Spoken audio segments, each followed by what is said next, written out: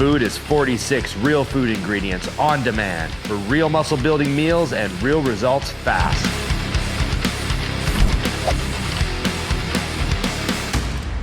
This is Scott Welch, Muscle Insider Magazine. I'm here with amazing guests here. Shane Smith, Stack 3D, Jim McMahon, Mutant, PVL, North Coast Naturals, and we're going to hear to talk about the importance of taste in sports nutrition products. So back in the day, Jim, when you were sort of getting in the game, you were with NHF and a number of different companies doing sales. Back then, the flavor really wasn't that important. Why is that? Well, I don't think it wasn't important. It's just that nobody knew any better. And back in the day, it was like if we could get our hands on some good protein powder, we were just happy to get our hands on the protein powder in the first spot. And then after I started my company, and PVL was the origins of that, right around 2000, 2001, I was having a couple of conversations with a few retailers, and they basically came right out and said, listen, Jim, what we need is something that tastes great. I said, well, of course we do. I get protein, you're saying, right? Exactly. And the oddball funny question was, you mean this stuff doesn't taste that great? And they're all like, we could take it up a notch or two in this industry. I'm like, okay, well, let's do that. So that was the idea. And Whey Gourmet back in the day was the big thing. So we launched Whey Gourmet back in 2001. And flavor became very, very serious. Like you'd mentioned earlier about the mint chocolate chip that we had done. And we had a blueberry swirl, like a blueberry cheesecake kind of thing going on. We did root beer flow. We had fun back then, and we had friends back then. You know, Cytosport, Muscle Milk was rocking on the flavors too. Yeah. So those are the two main brands, I think. And Cybergenics Infinity 1700, they had it looked like about 20 different flavors. They had the cheesecake, blueberry cheesecake, and some of the ones I can still see in my mind of those old ads in the Joe Weider magazines. Oh, yeah. Orange creamsicle. Exactly. That was there too. Now, you launched Whey Gourmet in how many flavors when you came out with that? Because it was legendary at the time. It was like 9 flavors or 10 flavors all at once, and no one usually did that. They usually do chocolate and vanilla, and then they kind of expanded. Yeah, and it was about 9 or 10, as I best recall. In the photo shoot at the very first, when we were doing the flavors, we were actually in my buddy's kitchen, and we would take out the blenders, like the handheld kind of wand blenders, and we'd have the chocolate over here, we'd have the blueberry over here, and the mint chocolate. I mean, the kitchen was a mess. And we're in there with the photographer. I mean, it was very rudimentary, but that was also just having fun too. Making the flavors. Now, how did you when you put a name like Gourmet on a product, how did you live into that name? Because you have to deliver if you're going to use a name like that. Yeah, I mean, we put out a pretty heavy expectation on that name. It was pretty simple when you think about it in this concept. You throw the business person in me, throw him out of the room. Like, throw the business of me right out of the room. We're not looking at cost. And flavor ingredients just cost more than the whey protein itself anyway. So if you're going to put more money into your flavor, you better go for it. And it was also where we came up with the idea of layering the flavors. I have a friend who talks about his red wine, and he's always describing the red wine. Oh, I tasted this on the front of my tongue, and I tasted this on the back of the tongue. And we did the same thing with the protein powders. And the way to do it was, we just took multiple different flavors. So again, us being the manufacturer in-house, we could buy like 5 or 6 different vanillas. We could buy 5 or 6 different chocolates, 4 or 5 different strawberries. And it gave us the luxury of being able to balance out all those different flavors. And it also gave us a luxury to have more consistency amongst the flavors from batch to batch to batch. Where a lot of other brands, they go to a third-party co-packer. Sorry, nothing against other brands or third-party co-packers, but you just don't know what you're going to get. And so the vanilla may be different from batch to batch to batch. And so you reduce the risk and you get happier customers, and I'm a customer too. So you have 5 different vanillas in a product, you stand a reason to be a little bit better. Now, in the industry, people use the term flavoring and sweetening interchangeably. The consumer, I don't think, really knows the difference. Can you tell people at home, what is the difference between the flavoring and the sweetening? Yeah, it's quite simply, the flavor ingredient would be what you call vanilla. So what flavor would you like? Name it. And that's the name of the flavor. So vanilla, chocolate, strawberry. Now, when you have the flavor ingredient, just imagine you're in a pantry or your mom's cupboards and you're looking at the cocoa. And if you've ever tasted cocoa, which of course gives you chocolate flavor, but if you've ever tasted the cocoa itself, how's it taste? It's not good. Yeah, It's god awful. Yeah. So you need other things to bring out the flavor notes that are buried in there. So obviously you'll add a sweetener, obviously to raise up the sweetness level to bring it out there. You might add a little bit of salt, a little pinch of salt, and it won't kill you. If you're talking strawberry, you'll add in a little citric acid as well, and so on and so forth. So it's a balance between flavor, sweeteners, and then usually something else. Because don't forget, we have 5 major taste receptors on our tongue. So if you're only hitting 1 or 2 of the receptors, the flavor can be a little lacking. And so it's better to make sure the formula hits all 5 areas on the tongue if you can. Now, Shane, back in New Zealand, you got on the mutant mass gainer. Oh, yeah. We talk about that. We've heard that in a number of your episodes before on the Stack 3D podcast. What was the flavor experience like of the mutant mass, or did you care at that time? You just wanted to get the age? I didn't care. I think, yeah. like, specifically in New Zealand, you're talking about, I mean, that had to have been like 2007 or 8, maybe 9. Like, you didn't have many options anyway. So, like, pretty sure the only other one that I recall being around would have been Real Mass from Gaspari, and I think Pharma Freaks one came a little, like, way later, but like, because distribution is not a huge country, so they would usually bring in one, Yeah. and that would just dominate every store, and Mutant Mass was the one, and I mean, that was what you grabbed, and it was a really good price, and I think initially it was the big bag, then they bought in a smaller one, and yeah, I mean, I graduated to making my own one because the calories, I was like, okay, I'm big enough now. I think I'm good, and but it's always a good starting point as well, because you could just halve it, add a bit of protein to lean it out. You could, like, it was good. I'm pretty sure I would have just gone chocolate. Sure.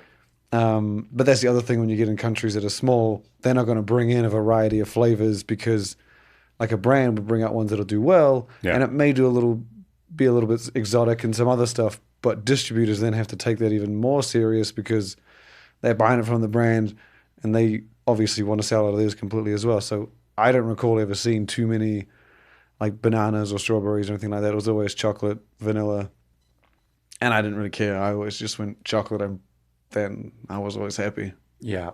Now, following Stack 3D News, I mean, you really make it a point of studying each market and what's happening. And I know you're really fond of things that are happening in Japan. I've seen a few supplement companies that go there that just do some wacky flavors. All throughout Europe, we can really see some of the brands that are specific to Spain. I think you showcased a few of those that are doing collaborations with candy companies. How important is taste now to the consumer versus when you first got in the industry? I think it's similar to, like I was saying about New Zealand, like you don't have a huge audience. When I got into the industry, you didn't really have, I mean, there's a lot of brands, but in the grand scheme of things, there wasn't that many, especially compared to now. Sure. So I was always just under the impression that like if someone did like a really good chocolate, they only had to really beat like 10 other people realistically, because there wasn't just that intense competition. Whereas now, you have, I would say, 20, 30 times, maybe 50 times the brands, and everyone wants to stand out, everyone wants to be different, and flavor is a huge area where you can do that. And with formulas, not necessarily hitting like flatlining, but like you don't often get new ingredients, but you can always spice things up and flavor, come out with different things that haven't been done before. Like an industry first flavor is significantly more common than an industry first formula or ingredient.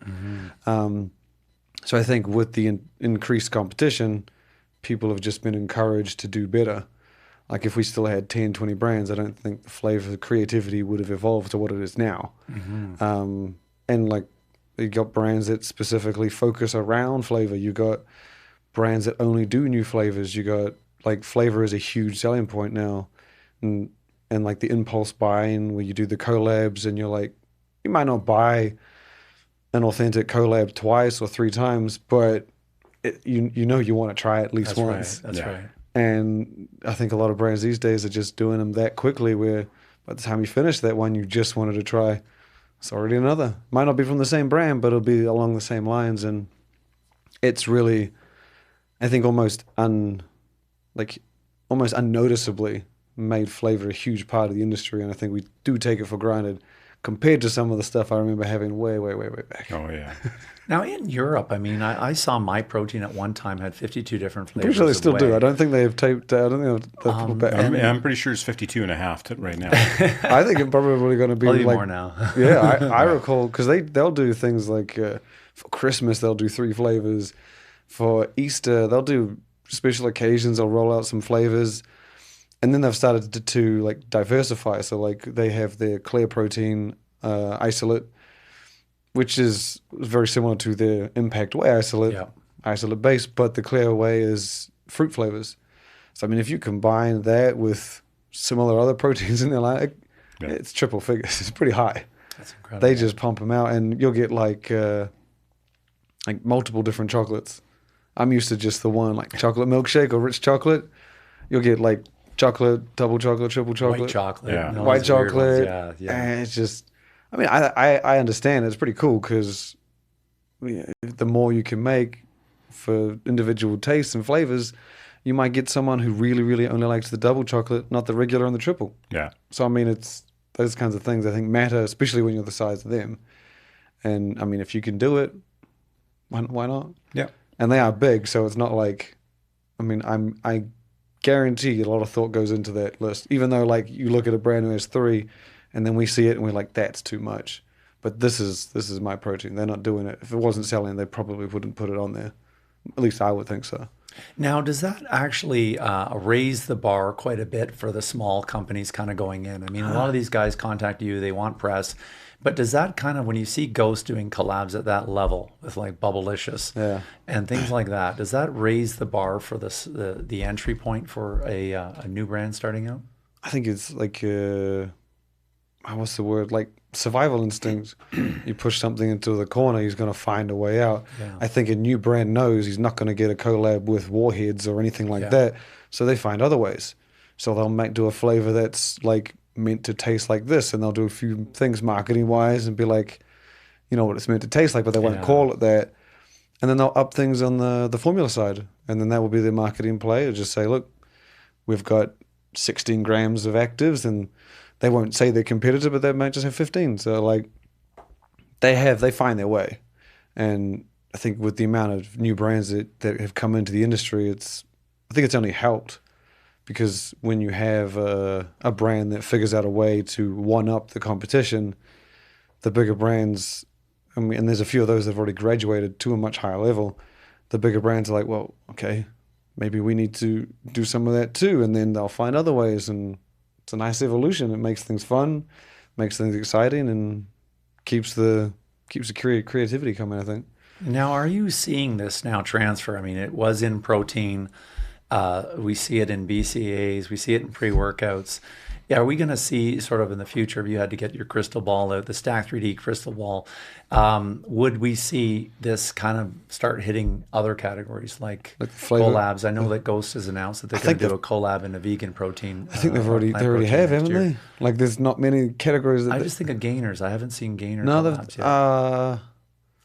I thought the Spanish brand. I can't think of a name of a gainer we should come up in with on Spain. that idea. Yeah, but big in Spain. Yeah, I know they did a few with their protein. Maybe they didn't do it on their gainer. I just haven't seen the gainer. I thought USN would have did it, or My Protein, or USN has done a few. Mutant over here. We there you go. There's a We made some phone calls over the years. We just go some of the prices we just don't want to pay. Yeah. I feel like I mean, eventually it would spread to every category, but I would feel like they're only doing the ones now that like because my thought on the matter was that you do a collab to bring someone in who's a fan of that food, not necessarily a fan of the supplements itself. While like as a supplement fan, I might see an Oreo protein and be like, oh, this is fantastic. Sure. And I know the brand.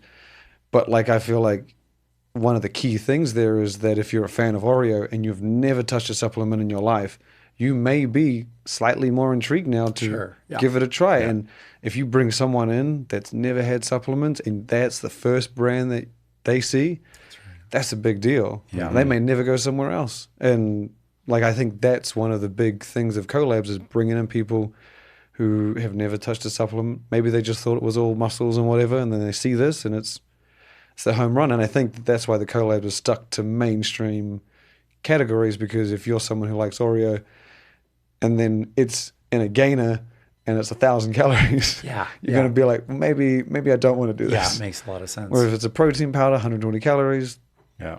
can I have any time of day? There is the specialty thing that's what Shane is talking about. Yeah, because we've looked at doing it, obviously, and I know some other brands have too, and we're like, yeah, it's a big ask. It just is a big ask. Like you said, 1,100 calories. You're asking a new consumer, so it's like, if you're into cookies and cream, do you need to spend the extra money that the Oreo brand name is going to cost you to be on that bag or the jar? I mean, no harm, no foul on the extra money. It just is what it is. So. But yeah, to Shane's point, Gainer's kind of already a dialed-in consumer base, Yeah, if I think will. a newcomer, like the first purchase you make in supplements isn't very, I mean, I could be wrong, but I don't think it's going to be a gainer. And especially if it's someone who sees, like I said, like a cookie or a treat or a candy bar that they're familiar with, the first thing they're going to want to try is something very, like an energy drink or a protein snack or a protein powder. Those things are like everyone uses, first timers and stuff like that. So Yeah, totally. And free idea. I mean, Dymatize, they're locked and loaded with their own brands anyways. So if anybody can do it really well, I would say they can. Absolutely. Yeah. In terms of your side of it, Jim, I mean, you guys have always, I mean, how do you balance as a CEO performance versus taste? I mean, we all want low priced, high performance, great taste. Those three. Everybody wants. and freebies. I want freebies as well. Yeah. Yeah, and the shirt, and the more. Yeah, but wait, there's more. Order today. We'll double your order. We'll save you more money. No, it's an honest balancing act. Like, you get what you pay for. So we've got offerings that they're a little lower in flavor quality if you want it, but they're not horrific. Sure. You can still put them in there with your rolled oats, and you're going to be pretty darn happy. So nothing wrong with that. But yeah, there's some Cadillac flavors, just like anything else in life. There's good, better, best. And so the same thing happens with flavors. The same thing can happen with a formula. That's why there's whey blends, and that's why there's whey isolates. So everybody's got their own kind of car they want to drive, their own kind of shirt they want to wear. It's the same thing with proteins and supplements in general, like pre-workouts. Like, I'm a fan of what Cellucor has done over the years with their C4. It's, here's the original. Okay, well, here's a different one. Here's a different one. Here's a different one. Here's a sport. Now, Here's a drink. and I go, they're keeping the audience in. Yeah. And I go, perfect. What a great move. I do that. So, but yeah, you always want performance anyways, because otherwise you're not going to get the repeat sale. And the duality of it, you do need some semblance of flavor, whether it's good, better, or best, to also get the repeat sale. So both are always going to be as important. Just be honest with who's the target demographic and what's the target retail price you want to end up at. Especially in New Zealand. You got to be careful in New Zealand. The prices can get a little crazy. We don't like spending money. Now, flavor series, I mean, we could, obviously, you would have a better handle on who was the first one to do the series. I saw Redcon start to do some of these series, the Tiger Blood series. I was thinking this the other day. I was like, who was the first? And thinking about it, I mean, I know Revolution in Canada actually created a simultaneous flavor system so that you could stack a BCA with a pre-workout. So you could get a BCA and a TNT, and they could stack them that way. So it was the exact same flavor system. I know this brand. They never advertised it as such. See, I know there was. I mean, I feel like that could go back like a long way. I'm struggling too because I saw Redcons a few years back. Yeah. And I was like, I've seen this before. And good. It's a good thing to do. It sparks curiosity. So why not? I think the earliest I thought of, and I can't, even on my own site, I can't search like flavor series because it's got to look for series. And because I had seen many brands that had done like a blue raspberry pre-workout and a blue raspberry stem free, and you could put them together. Theoretically, that's a flavor series. Yeah. But I consider a flavor series when they're given that unique look. Like that separate look, like the orange ones, the from PVL, like they all have a unique, and they're launched at the same time. That's a series to me. And the earliest I can remember, and I'm going to be wrong. I feel like I'm wrong on this, but if I recall correctly, Axe and Sledge launched, and it wasn't jointly. They were the ones that started branding their products based on the flavor. So instead of every flavor from one product looking the same and having the flavor call out the same, they started changing the look of their supplements. And whereas you could put the pre-workout, the pump, and the amino, and they were the same flavor, they all looked the same. Yeah. But beside other flavors of the same product, they didn't look the same. And I thought it was Swamp Beast, maybe one of the earlier ones where they changed the look to match the flavor. Then they did another product in that flavor. And I think that wasn't like a joint release, but that was one of the earliest ones I remember. I could be wrong. There might have been someone else. Oh, that's good. But that was one of the earliest I recall, and I'm talking like early days of Axe and Sledge. And I know Redcon 1 came after them in terms of, they do them a lot now, but they came a little later, I think, maybe a year or so. But that was my earliest memory of like and theirs was very organic. We're just going to change all of these to the same look. It was, like I said, it was like the Swamp Beast. I could be wrong on names here, but they changed the look of the product, and then they started doing it to all of them. Yeah. Then they started matching. Yeah. And that now you get them doing flavor series all the time now. Totally, yeah. And we had a blast in Mutant doing the Rocket Pop. Yeah, I was actually going to we had an absolute blast doing that one because it's fun to go into the art department sometimes and give them the big middle finger and say, screw your brand look, we're doing this. And sorry, Sam. Yeah, sorry, Sam. Dean. Yeah. That was particularly fun for me to do that day. That day. But because it was refreshing and everybody liked it. I think most people really appreciated the way we did it. And then I thought we did a pretty good thing there with the shaker cup too, timing it in. Which, by the way, now every shaker cup company is using our shaker cups. So all the other brands are getting emails with Mutant shaker cups from all the shaker cup free suppliers. Advertising. Oh, yeah, love it. Thanks, guys. Yeah, but you know what I liked about that is that I didn't expect that to happen from Mutant.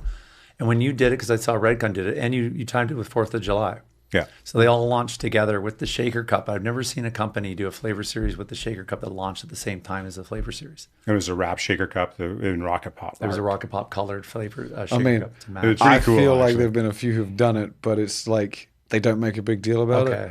Okay. I mean, G Fuel is probably the biggest one because they do it with every single flavor. Yeah, you're right. They do it, but it's not like it's not common. It's not common, but like they might throw in a free one. I'm trying to remember if it wouldn't, if it's not a shaker, sometimes it'll do a shirt. Yeah. I know that a lot of them do the shirts. I think Redcon 1 did it a lot. Even if it wasn't a flavor series, they'll do it for like a limited edition flavor that themed the shirt. But you launched a BCA and an EAA and a pre-workout and the shaker cup, all the Rocket Pop color on the 4th of July. Yeah. And I liked it because it showed the amount of effort it would have taken timing the raws, because you're your own manufacturer. Yeah. So to time those and timing runs the and shaker sit cup on them. And the shaker cup had to come from China. There's a whole story, man, behind the shaker cup. That's a 20 Well, it wasn't printed. It was a wrap job. I didn't see a really good wrapped shaker cup in a long time. I don't think I've seen one in a while either. And so it's like a full kaleidoscope of colors coming at you. It's not a normal shaker cup at all. But yeah, there was a lot of planning. Yeah, that was really smart to do that. I like that. It really created a lot of excitement. And the colors, the red, white, and the blue, was not the look of each of those products on their own. No. Did you consider doing it for a protein? The Rocket Pop flavor itself? Because I've seen a few people. I know. I've seen two do it. Yeah. And I was like, to me, I'm just like, I want a milkshake, man. I don't want to. Okay, here's the honest assessment from my 30 years of doing this. Did you try it? Of course I did. Okay, good. Well, why not? I've tried everything, I think. No, when it comes to the proteins, like we did the PVL one, which is orange, and Orange Creamsicle's been there, done that before, and we've done it before, Orange Creamsicle in the Way Gourmet brand, way back when. And so out of all the protein flavors that could kind of morph into like a pre-workout kind of flavor system, Orange Creamsicle is fairly obvious because it just works. It kind of jumps the gap a little bit. Other things, I'm like, okay, I've tried peach things from some other brands. I've tried some blue raspberry from some other brands, and I'm like, listen, I'm just gonna go grab either my vanilla or my strawberry protein, and I'll grab my whatever flavor in BCAs, and I'll put the two together, and there's my flavor collab in my own freaking kitchen, done and dusted. Thank you very much. Nice. So Anyways. the PVL, this is what you were talking about, and you did this as the obviously scratch and sniff label on this.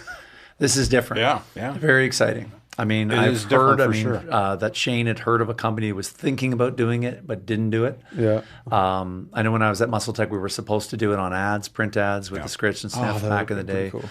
But the amount of cost on the paper itself was so expensive. The perfume companies have done it and things like that. So we wanted to do it, but it was one of those things where it was way more money than the space of booking the ad was. I had heard that they did it after, but I don't know if they did. Right. But listen, how did this all come up? I mean, take us through it. Well, reluctantly, And I want Shane to scratch and sniff this Yeah. thing to prove that it works. it was no, the guys on the marketing team came up with this, Ian and I'm pretty sure George and Sam and a few. I mean, they had to convince me because the business part of me was coming out. Plus, Sounds weird. It's just Yeah. it is weird. real quiet. And you hear this like itching in the corner. What are you doing over there, Shane? It's not the mice. Not the So mice. do I scratch and then like I sniff the label, or do I sniff my finger? No, you sniff the label. How long do I scratch? I think you're done. Other people. Oh shit! It works. Oh man, It's unique. I don't ever seen them like perfumes. Like that was like when they give you out the little advertisement. Yeah. I never liked it, but I'm just saying like that was the only time I had seen it. Yeah. So the idea came about because of perfume, which is a great segue for that. Because in a lot of the magazines over the years, women can open up the magazines, guys do, and you scratch and sniff the perfume. That's where originally the idea came from. So our label supplier, thank God, they're just down the road from us. Man, dealt with them for over a decade. So they came to us actually also with the idea, say, hey, we can do this now. I'm like, cool. And then they showed me the price. I go away. And then they showed it to the marketing guys, and the marketing guy said, hey, Jim, how about we do it this way? And I said, okay, now you've got me at scratch and sniff, not just hello. So we did it with the 3 different products, and we did an orange series. So then that's kind of the story behind that. But yeah, the scratch and sniff, very unique, gets people talking about it, right? So you have it in Dominate, and you have it in EAA, and you have it in the protein powder, the Isogold. Isogold. Yeah, That's we right. did, yeah. So spreading it over 3. How's it been the reception? And what's funny is they launched this kit, and they put those orange sort of mesh bags that oranges come in over in North America. Threw those in, and then an orange shirt, which was a really cool shirt. Yeah. But how was the reception on it? I think if you were to guess, 2 out of 3 ain't bad. Okay. Which means, of course, the pre and the BCAs or the EAAs, those are home runs. Sure. I mean, hitting an orange flavor on those 2, Yeah. and you expect a good orange. So this one was tangy orange. Like we just went for it again. Those 2 in particular were really fun to go make because we just didn't hold back on the price when it came to spending the money on the different oranges that we bought for it. And again, we went back to it. Instead of just buying one orange, we bought I think it was 2 different oranges and then 2 other ingredients to bring out more of the orange flavor. So that orange essence, if you will. So yeah, there's a little bit of crazy science going on there. And then the protein, it's orange creamsicle. You're going to, anytime you do a protein in a weird flavor, I should say orange creamsicle is weird, but it ain't vanilla, it ain't chocolate, it ain't cookies and cream, Chocolate it ain't peanut strawberry, it ain't banana, it ain't peanut butter chocolate. You do an orange creamsicle, you're splitting the audience down the middle. And that's exactly what happened. It's the best flavor ever. That sucks. I'm like, thank you. No problem. So now, in terms of taste, and then you formulating new products in 2023, how much of a focus are you going to be placing on taste? Because I know that with All In, it was all about massive scoop, massive amount of actives. You obviously couldn't match the flavor that you're going to get in something like Madness, which is the original Madness, which is a little bit smaller scoop. Well, exactly. Like the original Madness is simpler to play with when it comes to flavors. Yeah. There's no question about it. You just don't have a massive avalanche of powder in your way. Whereas Madness All In and some of the other high dose pre-workouts, we're getting 26, 30 grams per scoop. It's getting a little up there. But anyways, flavor wise, no, we're hell bent on keep climbing that mountain of flavor. Because again, I'm not owned by Post Cereal. I can't put Tutti Frutti and Cocoa Pebbles and whatever else is going in the cereal bowl there. I can't get Warheads. I've never wanted all that stuff. Okay, maybe Oreo. or Oreo would have been a nice one Yeah, to collab with. Jack Daniels and Coke flavor, like the in Poland, I saw that. Yes. Rum and Coke and some of those flavors. Oh yeah, Kind of funny. yeah. But there's this orange one was fun, as was definitely the Rocket Pop, and so we definitely have something else coming out that I don't think anybody expected from us. And it's not happening anytime soon, Shane. Don't worry. I was just kind of like, There you go. Yeah. I was waiting for a tip or something. So Yeah. No, it's been a flavor we've been asked for a lot around the world. oh man, And it's something I've did it before once, but again, it's one of those flavors you really got to be careful with. You could really get hated out of the room if you screw it up. Okay. So I don't think it was anything that you've tasted in all the times that you and I have done stuff together. So it's very simple. I don't want to oversell it, which I know I'm always guilty of doing it, especially on your podcast. you got me thinking now. It's very basic, but it's You something put it- that we've never been known for doing. And I think it's worth really giving it a really good honorable shot. Because then people go, oh, frick, was that ever good? And it's as simple Pre-workout or protein? Anyways, Scott, next question. It's got to be for pre-workout. So, I mean, going forward on this, on Shane, Protein Wars. Tell us what's going on with He's that. left me like stuck now. I'm sitting here thinking. Focus. I know he's Shane, thinking that, focus. and I'm thinking protein. Let's go to collabs and protein. Let's flavor go to and stuff. protein. I mean, yeah, Protein yeah. Wars has obviously been huge. Yes. We saw the ring that was there. You've got rings Yeah. made up for this. How important would you say the consumer that's voting is voting on flavor versus performance or versus price, or does it really? I do think you think flavors like of protein is like the biggest thing, right?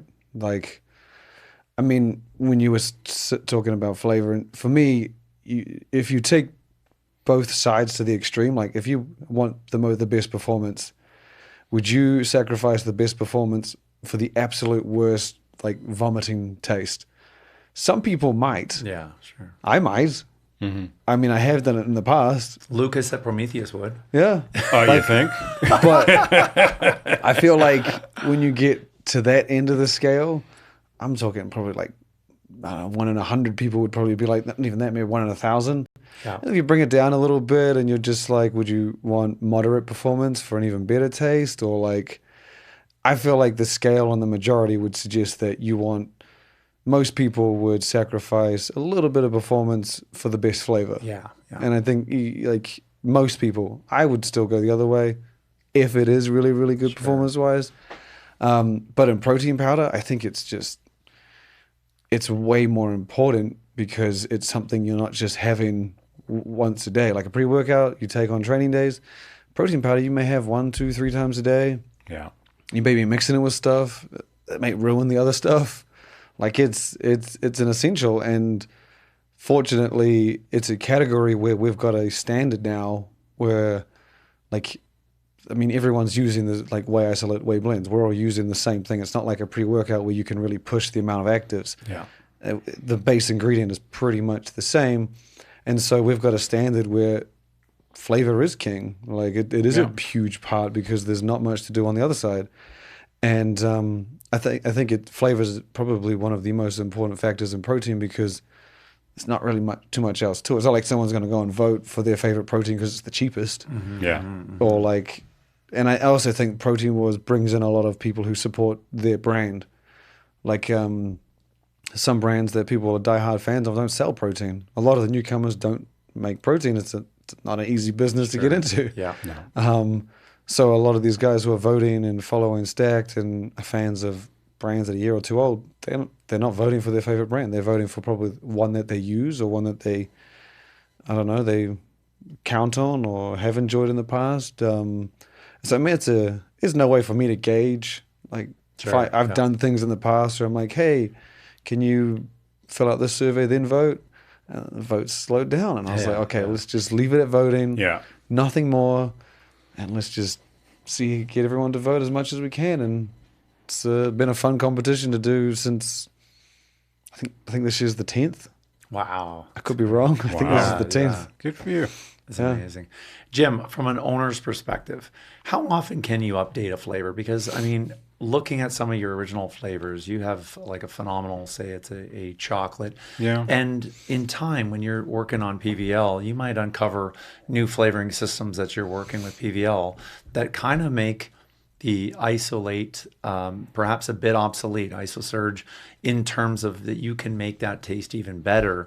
Do you go back and do a new improved for those chocolates, or do you let them sit? Like, is there a golden rule? I don't think there should be a golden rule, because then you're not listening to your audience. And so I let the audience dictate what we do. So if there's enough of the audience saying, hey, Jim, we really like the chocolate, don't screw around with it. All right, then you just don't screw around with that particular chocolate. And that's where some companies, we've done it before too. You'll come up with a white chocolate, in and out, something like that. So again, each situation is going to be a little different, I think, is the way I look at it, at least. And so if we have I remember way back in the day, I won't name which one of our products it was, but our vanilla wasn't that great. It just wasn't. And I'm going back 15 years ago. Before me, yeah. Sorry. Anyways, I always have to remind them. yeah, 14.9 years ago. Anyways, no, it wasn't the best vanilla. And so when the opportunity came up to incorporate new vanillas that had come out from a really good supplier, which here's the name drop. I've dropped this every chance I get, Scott. Same supplier that supplies Ben & Jerry's, because it's legit. That's where we buy this vanilla from. It is legit. So when those new ones came out, well, we had to. And so, on a scale up to 10, our vanilla was like a 4. All right, kill the vanilla. The audience has spoken. Oh, man, we got Ben & Jerry's supplied ingredients here. This is pretty freaking cool. So now the vanilla's scaled up. Probably it's an 8, 8.5. I'm never going to toot my own horn too bad on flavors. Do you have a 10 if we're giving out numbers? No, I would never. Do you have a 9.9 or 9.5? Oh, it's my own internal collab in the kitchen. I'm not man. saying what I want. I'm just saying what your 9.5 is. Mine's pretty goofy, actually. Go ahead. You know what? Here's one that nobody's going to agree with, and some people are going to rush to the bathroom and throw up right now. You know the best way to down your greens drink is? Mix it with one of the BCAs. Yeah. Just do that. Stop your damn whining, everybody, about your greens drink not tasting that great. Mix it with the BCAs. It's phenomenal. It'll be unique, but then again, Jack O'Walk, good friend, right? Yeah. King of unique flavors. The unique is okay, Yes. man. Yeah. Yeah. You can bang it out. What are the best flavors of greens you've had? My favorite are Glaxons. They have some phenomenal flavors, and Ghost greens, phenomenal. Yeah. Aurora from Canada, they got it. Ghost, Glaxon's probably some of my favorites, and Switch Nutrition in Australia. I haven't tried that. Their one is tough to beat. And they came out before Ghost. I think they might have even preceded Glaxon. Their ones, maybe they were around the same. I mean, it was pretty close. I know they're before Ghost, but that one's killer. Vitality Switch. Okay. I mean, the green is not as like high dose as some of the others. I mean, it's still pretty good and still well dosed, but the taste on that thing, it's like a juice. It's crazy. And he's that's Australia. That's a market of its own. So you didn't really have competition he wanted to beat. He just put it out there, and I was like, man, that's a good starting point. Yeah. PhD's Pharma Greens is good as well. I haven't had that one from the UK. I haven't had that one for. I know. I remember when that came out, but I haven't tried it. Hold on. Let me write that down. Sorry. Got it. So there you have it, folks. Taste in sports nutrition products. Obviously very important. It's evolved quite a bit. And I just got to thank you guys for taking some time to talk to us about that today. All right. Thanks, Scott. Thanks, Shane. Flex Food is 46 real food ingredients on demand for real muscle building meals and real results fast.